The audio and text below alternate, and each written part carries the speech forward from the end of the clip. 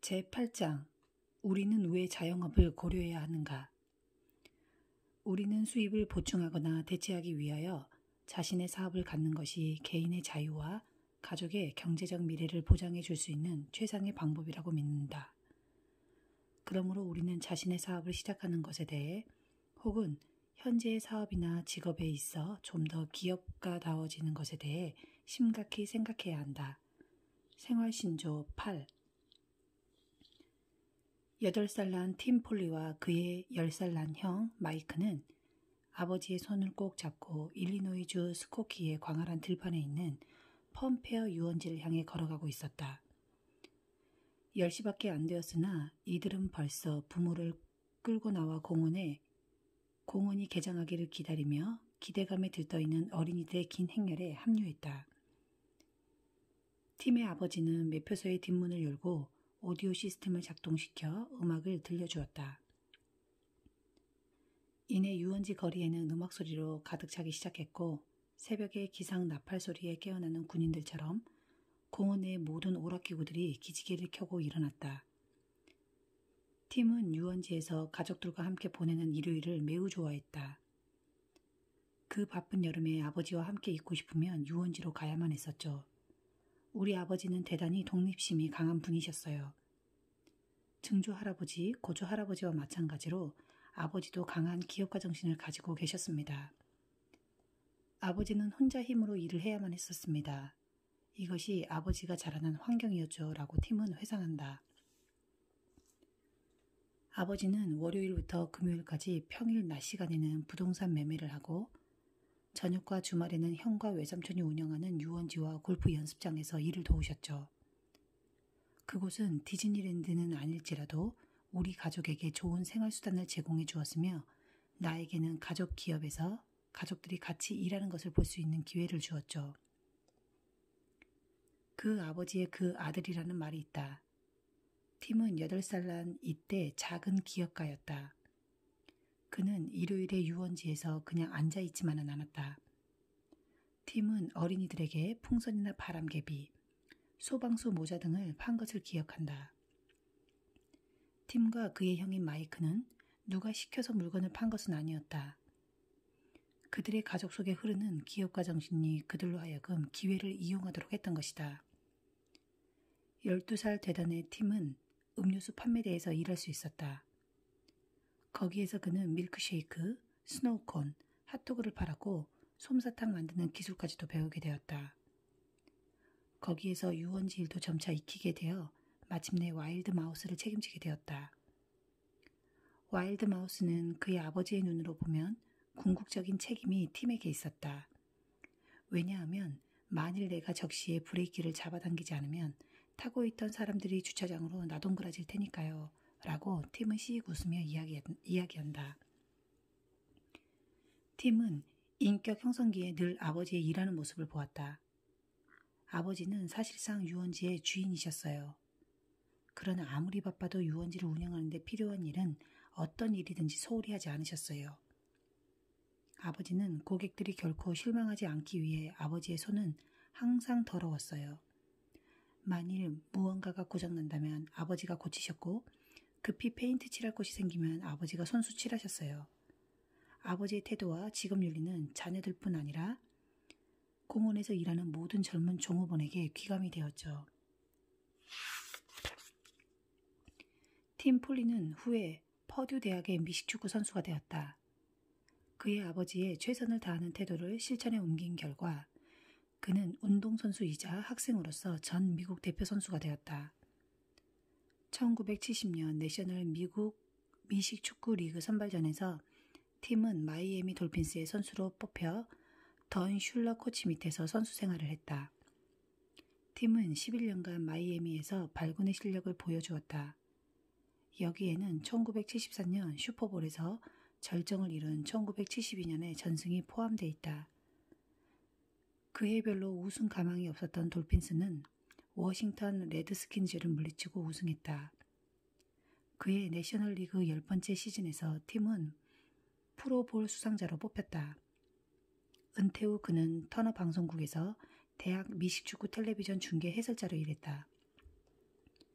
최근에는 전국적으로 방영되는 미식축구 중계방송에서 그를 볼 수 있다. 인기가 일시적이라는 것을 깨닫는 데는 천재가 필요 없다라고 그는 경고한다. 나는 내가 65세까지 돌핀스에서 뛸 수 없음을 알고 있었죠.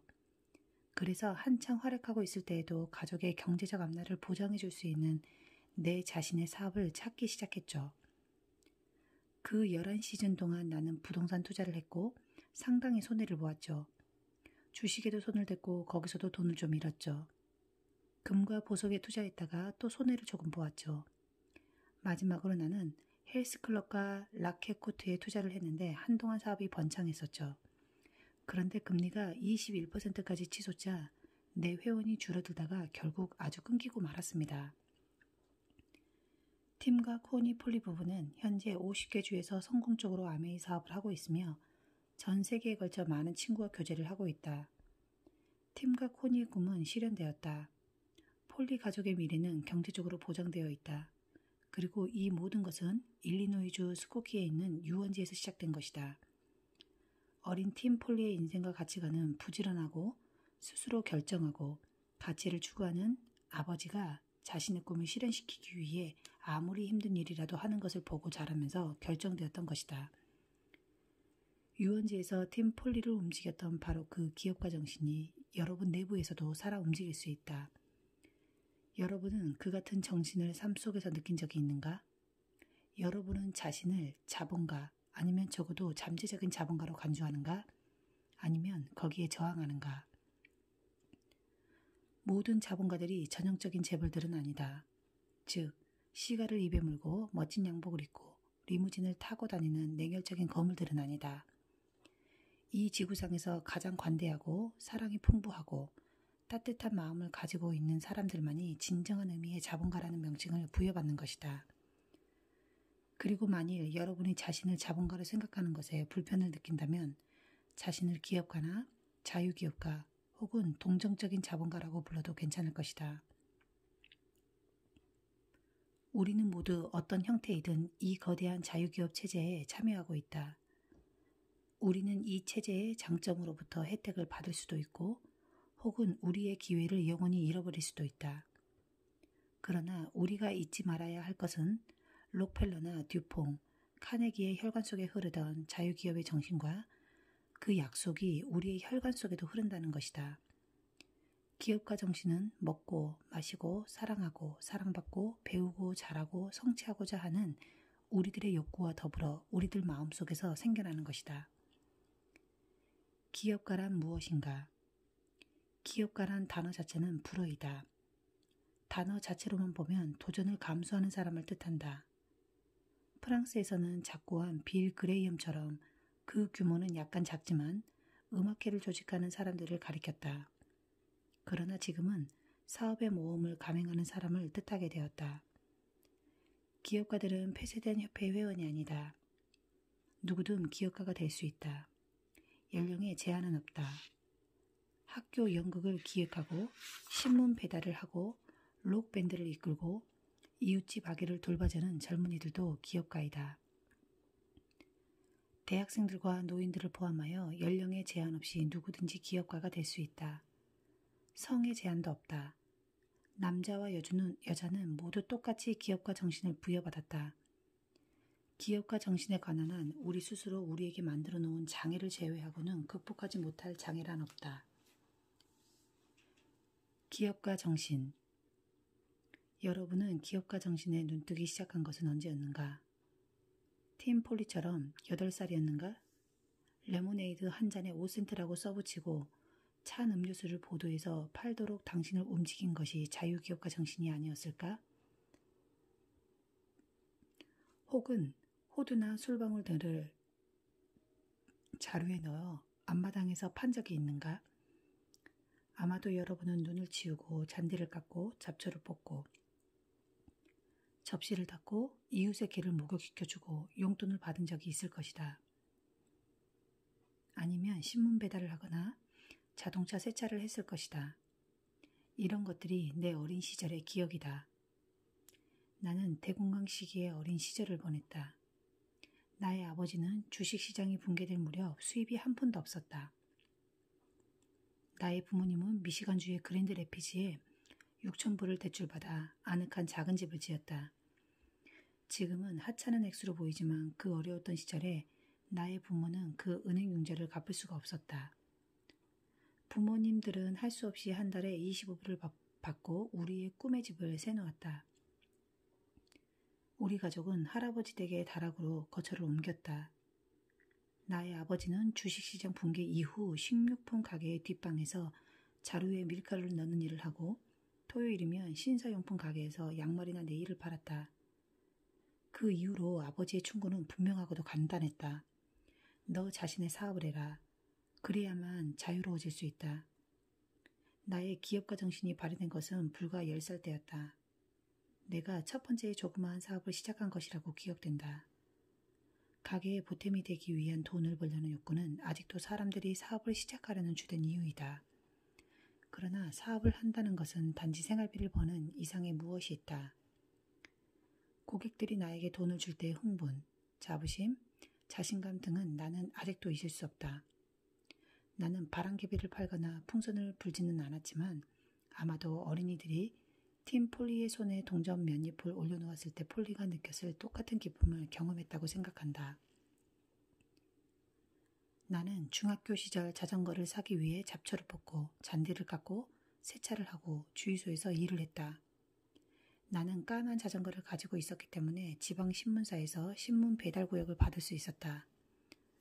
하루치의 신문을 받으러 자전거를 타고 볼트시의 옷감 가게 뒤뜰로 올라갔던 기억이 아직도 생생하다. 내 자전거 앞뒤로 신문을 가득 싣고 자전거를 타는 일은 쉽지 않았다. 처음에 사람들은 내가 길을 따라 비틀거리며 올라오는 모습을 보면 걱정스러운 표정을 드러냈다. 그러나 토요일 아침에 볼트시의 책상 앞에 다른 신문 배달 소년들과 함께 줄을 서서 주급으로 주는 35센트를 바라볼 때면 흥분을 감출 수 없었다. 고등학교 때는 야구 코치 선생님이 내가 왼손잡이인 것을 발견하고는 일루를 맞고 왼손으로 번트하기를 원하셨다. 지금과 마찬가지로 그때도 야구를 좋아했지만 못하겠다고 거절할 수밖에 없었다. 방과 후 야구 연습을 하면 가게에 보탬이 되는 돈을 벌 수 있는 방도가 없기 때문이었다. 나는 월요일부터 금요일까지 방과 후에 남자 옷가게에서 일을 했다. 주말에는 우리 집 근처의 커다란 주유소에서 차를 닦았다. 새 차 가격은 1달러였으며 내게는 50센트가 돌아왔다. 차를 많이 닦을수록 나는 더 많은 돈을 벌 수 있었다. 나는 일손이 빨랐다. 문짝과 창문을 닫고 대부분의 사람들이 지나쳐 버리는 문짝 옆과 계기판 밑에 먼지를 털어냈다. 고객들은 그것을 보고는 나에게 팁을 주었다. 일은 힘이 들었으나 내가 상상했던 이상의 돈을 벌 수 있었고 재미도 있었다. 내가 알고 있는 기업가들은 일에 대해 긍정적인 태도를 가지고 있다. 일은 일일 뿐이지만 그들은 일을 즐기고 있었다. 일은 끔찍할 수도 있지만 꼭 끔찍하기만 한 것은 아니다. 여러분은 엄청나게 지루한 시간을 보내면서 싫어하는 일을 해야만 하는 일의 노예가 되어버릴 수도 있다. 그렇지 않으면 현재는 자영업을 하거나 남 밑에서 일하든 간에 언젠가 기업가가 되면 일하는 시간을 자신의 성장과 발견, 금전적 보상, 자선의 기회로 삼아야겠다고 오늘 당장 결심할 수도 있는 것이다. 과거의 기업가들, 각고의 노력과 기업가 정신이 얼마나 위대한 것을 성취할 수 있는지 알아보기 위해서 그것을 달성시키기 위해 힘쓴 과거의 기업가들에 대한 지식을 우선 갖는 것이 도움이 될 것이다. 과거를 돌이켜볼 때 상황이 극히 안 좋거나 기회가 극히 적었음에도 불구하고 용기와 인내, 천재성을 지닌 기업가들에 의해 고무되지 않을 수 없다. 이들 중 일부는 아득히 먼 옛날 사람들로서 기업가라는 호칭으로 불릴 만한 자격이 충분히 있다. 왜냐하면 어떤 중요한 의미에서 그들은 근대 기업가의 먼 친척이자 정신적인 어버이이기 때문이다. 각고의 노력을 기울인 제품 혁신가들은 이 세계에 막대한 기여를 해왔고 다음 세대에게 기회를 제공해 주었다. 그렇다면 이들 기업가들은 누구인가? 최초의 기업가 중 한 사람인 체류는 기원전 105년에 종이를 발명한 중국의 관리이다. 그전까지 거의 모든 글은 대나무 위에 쓰여졌다. 그래서 책은 두껍고 투박했다. 중국 학자들은 책 몇 권을 운반하기 위해 수레를 필요로 했다. 체륜의 발명은 그 가치가 즉시 인정되었다. 그는 황제에게서 곧 그 공을 인정받아 귀족이 되어 많은 돈을 벌었다. 이 발명은 중국을 극적으로 변화시켰다. 책은 손쉽게 구할 수 있게 되었고 그 결과 학문은 전국 방방곡곡에 전파될 수 있었다. 1400년경 마인즈시에서는 한 혁신적인 독일의 금세공인인 요하네스 구텐베르그가 현대의 인쇄를 가능케 한 일련의 발명을 완성했다. 구텐베르크는 이동 가능한 활자를 만들어 사용하는 실용적인 방법을 발명했다. 이로 인하여 다양한 종류의 책을 빠르고 정확하게 인쇄할 수 있게 되었다. 체륜과 구텐베르크 사이에도 많은 주목할 만한 일이 일어났지만 구텐베르크의 발명이 있은 뒤에 세계의 발전 속도는 급속히 빨라졌다. 인쇄술의 발전은 근대 세계의 확립의 가장 중요한 계기 중의 하나였다. 어떤 의미에서 인쇄술은 많은 기업가 정신을 가능하게 했다고 볼 수 있다. 왜냐하면 정보가 쉽게 전달될 수 있었기 때문이다.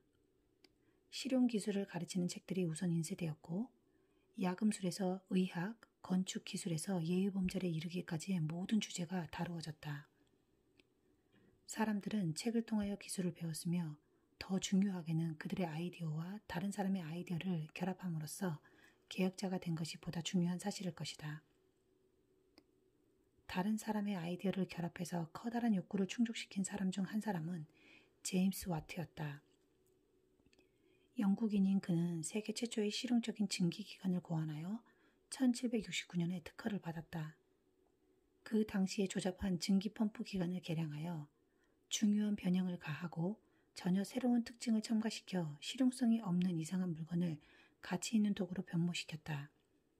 이것이 얼마나 위대한 발명이었는지 현재 우리가 상상해 보기는 어렵다. 와트의 시대에는 전력도 없었고 전기기관도 발명되지 않았다. 가솔린 기관도 없었다. 제분기나 방적기를 돌리는 힘든 일을 할 때면 수력을 사용해야만 했다.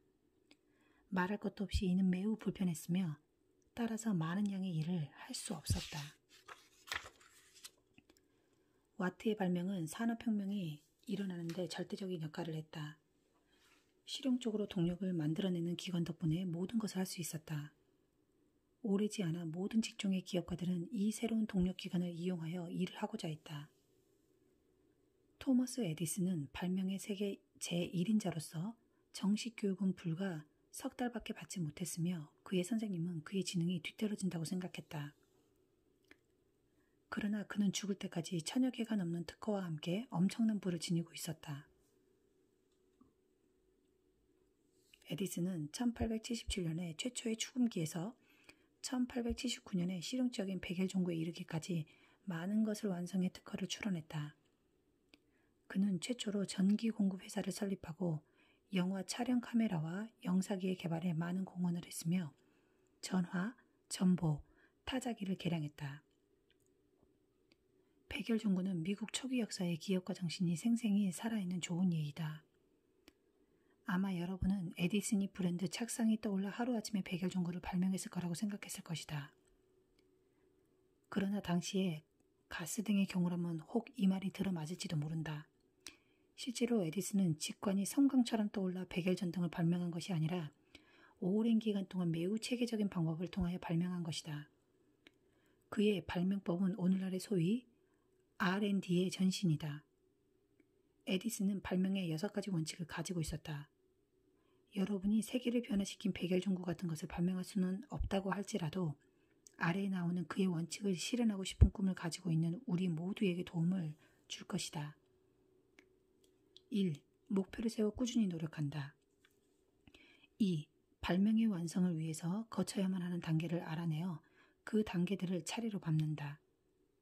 3. 진행 사항에 관해 상세히 기록한다. 4. 동료들과 실험 결과를 교환한다. 5.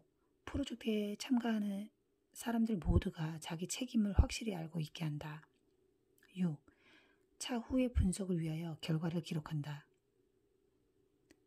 문제 해결에 대한 이 같은 체계적인 접근법은 에디슨 이전에도 오랫동안 과학자들에 의해 이용되었으나 에디슨은 이를 시장성 있는 물건을 발명하는 데 적용했다. 그는 발명가였으며 동시에 기업가였다. 그는 팔리지 않는 물건을 만드는 데는 관심이 없었다. 그는 사람들이 사고자 하는 것이 무엇인지 알고 싶어 했다. 그 결과 그는 판매에도 매우 열심이었으며 또한 아주 성공적이었다. 에디슨의 조수들은 세계 최초의 연구소를 만든 셈이었다. 이는 당시 아주 독특한 미국적인 기관이었다. 그 연구소는 훗날 벨 연구소와 함께 연구소의 효시가 되었다. 에디슨이 축음기의 특허를 내기 수년 전 두 형제가 인디애나주와 오하이오주에서 태어났다. 그들은 자전거 사업에 같이 뛰어들어 성공을 거두었으나 그들이 유명하게 된 것은 그들의 취미 때문이었다. 그들은 윌버와 오빌 라이트 형제로 취미는 항공술이었다. 항공술에 관한 책을 수년간에 걸쳐 독파한 끝에 1899년 라이트 형제는 자기들 스스로 문제점을 해결하기로 결심했다. 1903년 그들의 노력은 최초의 유인 비행기로 결실을 맺었다. 수많은 행글라이더를 만든 후 라이트 형제는 천여 번의 성공적인 비행 횟수를 가진 세계에서 가장 경험을 많이 쌓은 비행사가 되었다. 이 경험을 바탕으로 라이트 형제는 비행의 최대 난제인 제어에 관해 이해하게 되었다.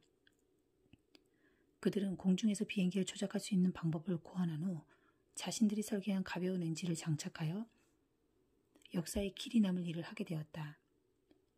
그들은 1906년에 비행기에 관한 첫 번째 특허를 받았다. 그들의 총 투자액은 약 $1,000였다. 1847년 스코틀랜드에서 태어난 미국인인 알렉산더 그레이엄 벨은 19세기 후반에 자본주의가 얼마나 빨리 새로운 상품을 개발하고 발명을 가능케 했는지를 보여주는 또 다른 좋은 예이다. 벨은 1876년 전화에 대한 특허를 얻고 그의 필라델피아에서 열린 독립 100주년 기념 박람회에서 그의 발명품을 선보였다. 그것은 대단한 히트였다. 그 당시 미국의 가장 큰 통신회사는 웨스턴 유니언 전보회사였다. 벨은 그의 새로운 발명품을 웨스턴 유니언에 10만 분에 팔겠다고 제의했다. 그 제의는 즉시 거절당했다. 그 다음에 벨은 자신의 회사를 설립하였으며 이는 곧 커다란 성공을 거두었다. 이 회사는 후에 AT&T 회사가 되었다. 1879년 3월부터 11월까지 벨 회사의 주식은 주당 $65에서 $1,000가 되었다. 이때 웨스턴 유니언은 땅을 치고 있었다. 1892년에는 뉴욕과 시카고를 잇는 전화가 개통되었다. 벨이 세상을 떠난 1922년에는 미국 전역에서 전화가 일반화되었다. 그 시기 동안 에디슨은 그의 새로운 발명품인 백열전구의 전력을 공급하는 방법을 개발하느라고 열을 올렸다. 백열전구에 불을 켤 전력이 공급 안 되는데 어떻게 전구를 팔 것인가. 그래서 그는 1882년 작은 전력 공급 시스템을 뉴욕에 건설하였다. 그것은 성공적이었으나 초기에는 문제점도 있었다. 그 문제점의 증거는 여러분이 사용하는 거의 모든 가전제품에서 찾아볼 수 있다. 여러분은 110V에서만 사용하시오라는 문구를 본 적이 있을 것이다. 왜 꼭 110V여야만 되는가? 에디슨의 첫 번째 발전 시스템은 충분한 전력을 일정하게 유지할 수 없었다. 발전소 근처에서는 백열전구의 불빛이 밝았으나 멀어지면 불빛이 흐려졌다. 에디슨은 사람들의 불평을 들었다. 다른 훌륭한 기업가들처럼 에디슨도 백열전구를 많이 팔고 싶었으므로 전력을 100V에서 110V까지 승합시키기로 했다. 이 새로운 기준은 전력 공급 시스템이 발전되어 초기의 문제점이 없어진 지금까지도 계속되고 있다. 하나의 발명에 불과한 전기가 몰고 온 변화를 생각해보자. 많은 분야, 즉 전화와 백열전구뿐만 아니라 텔레비전, 컴퓨터, 그 밖의 수천 개의 제품들이 기업과 고객에게 소개된 것이다. 우리의 일상생활에 막대한 영향을 끼친 기업가들은 대부분 19세기에 살았다. 그들 중 한 사람이 잘 알려져 있지 않은 자동차 문화의 창시자인 니콜라우스 오토라는 독일의 발명가이다. 오토는 1876년에 최초의 실용적인 자동차 엔진을 발명하였다. 그에게는 고트리스 다임러라는 종업원이 있었는데 그는 후에 친구 칼 벤츠와 동업을 시작했다. 그들은 오토가 디자인한 엔진을 사용하여 차를 만들기 시작했다. 차의 이름은 그들의 차를 팔아주는 딜러에 따른 메르세데스의 이름을 땄다. 전기 모토와 마찬가지로 오토의 내연기관은 모든 종류의 작은 공장과 가게에서 쓰이게 되었다. 얼마 되지 않아 이 발명품은 파워펌프, 재봉틀, 인쇄기, 톱 등 모든 종류의 제품에 사용되기 시작했다. 오늘날의 기준으로 본다면 크고 둔하지만 증기기관에 비하면 매우 큰 발전이었다. 오토는 수천 파운드의 무게와 40마력을 지닌 경주용 특별 엔진을 1901년에 제작했다. 1960년대 많이 볼 수 있었던 폭스바겐의 버그 엔진은 40마력으로 남자 2명이 들 수 있는 무게였다. 그만한 힘을 낼 수 있는 오늘날의 모터사이클 엔진은 한 사람이 들 수 있는 무게이다. 기업가들의 경쟁으로 이러한 급속한 발전이 이루어질 수 있었다. 1908년 헨리 포드는 오토의 내연기관의 생산 라인 조립 방법, 교체 가능한 부품들, 전기불, 과학적 경영 등을 결합하여 T형 포드를 생산했다. 불과 5년 후 미국의 자동차 등록 대수는 125만 8천 대에 달했다. 포드는 자동차를 일반인도 구입할 수 있게 했으며 사람들은 엄청난 대수의 차를 샀다. 그로부터 25년 후에 미국 고속도로에는 3,600만 대의 차가 다니게 되었다. 자동차는 미국을 변화시켰으며 미국 전체 경제에서 가장 중요한 제품으로 자리 잡았다. 자동차는 수백만의 미국인들에게 취업 기회를 제공했다. 자동차를 생산하기 위해서는 많은 원자재와 인원이 필요했다. 원자재에는 철, 유리, 크롬, 고무, 전선, 페인트, 시트용 천 등 모든 종류의 자재들이 포함되었다. 또한 자동차가 다닐 수 있는 도로와 달리 터널이 필요했다. 자동차 수리를 위해 정비공이 필요했고 자동차에 급유할 주유소가 필요했으며 자동차 보험을 처리해주는 보험회사가 필요했다. 그 외에도 필요한 것은 끝이 없었다.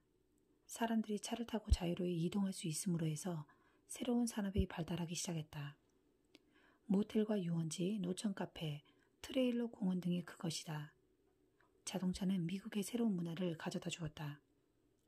우리가 살펴보았듯이 우리가 오늘날 당연히 여기는 대부분의 소비 제품은 근대에 발명된 것이다.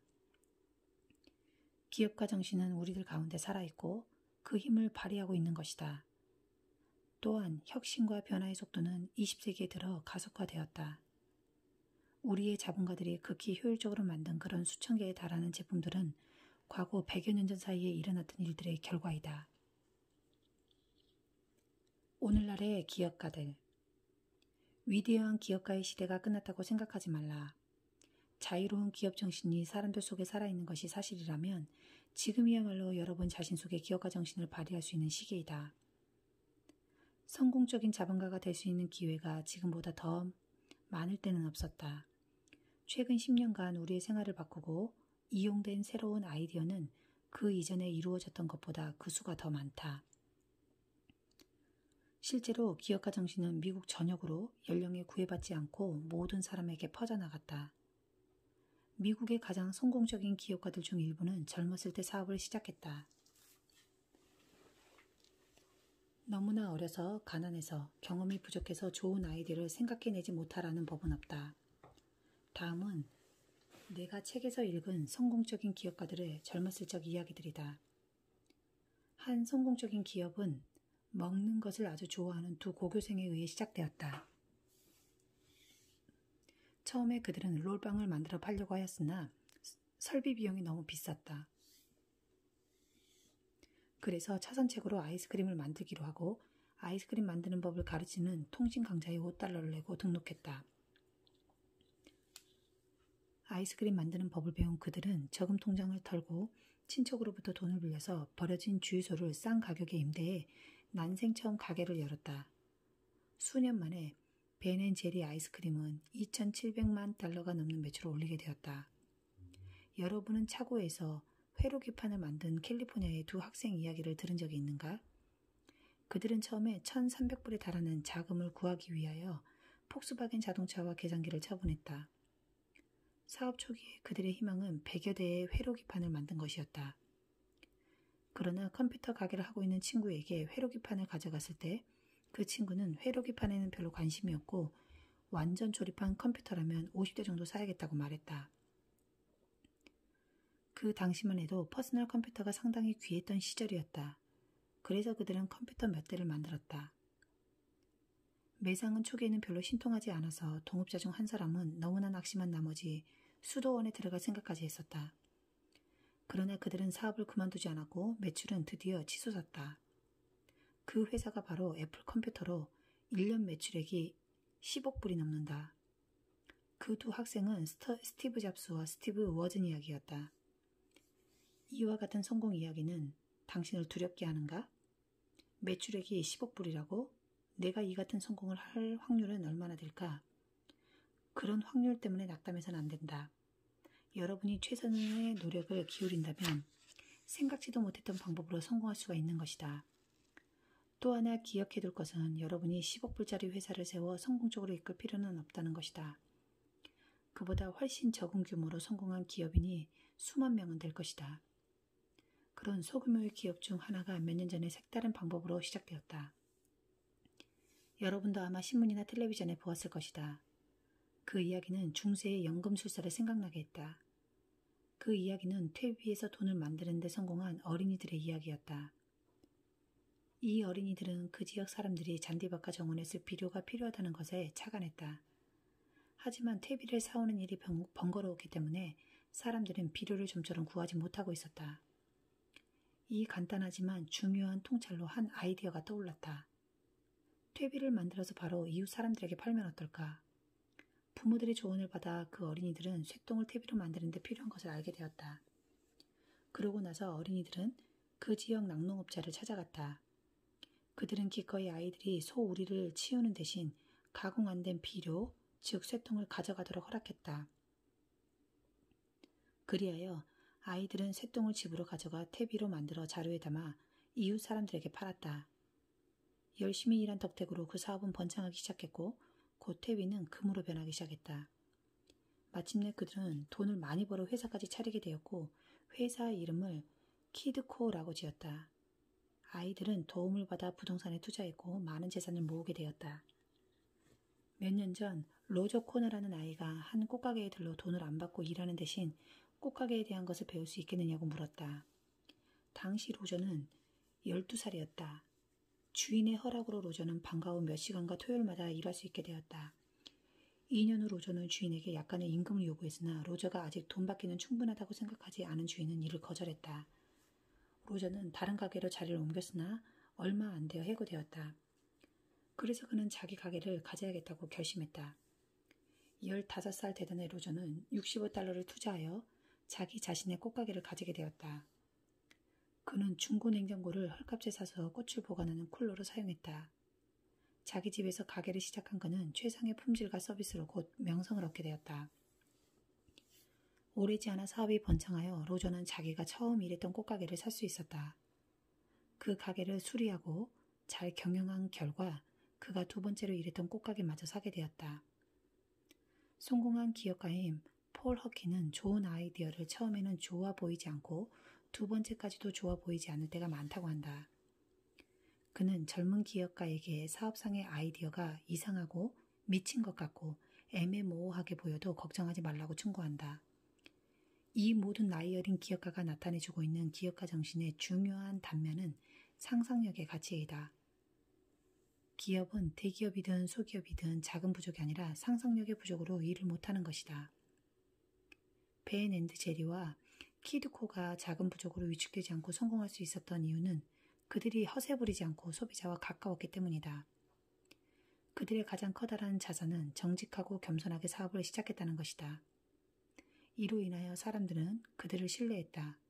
결국 그들은 보통 사람과 다름없었던 것이다. 그들의 아이디어는 이러한 사실 후에 명백한 장점을 가지게 되었다. 여러분은 왜 나는 그런 생각을 하지 못했을까 하는 생각이 드는가? 물론 여러분도 마음을 써두면 생각해낼 수 있을 것이다. 창의성을 주제로 이야기할 때 한 가지 분명히 해둘 것이 있다. 기업가 정신은 사리사욕에 눈이 먼 공격적인 접근성이 아니라는 것이다. 상상력과 창의력이 훨씬 더 중요하다. 여러분은 죽을 때까지 일할 수도 남을 쓰러뜨릴 수도 있다. 그러나 만일 좋은 아이디어가 없다면 실패하고 말 것이다. 좋은 아이디어란 사회가 필요로 하고 원하는 것이 무엇인지 깨닫는 것에서부터 출발한다.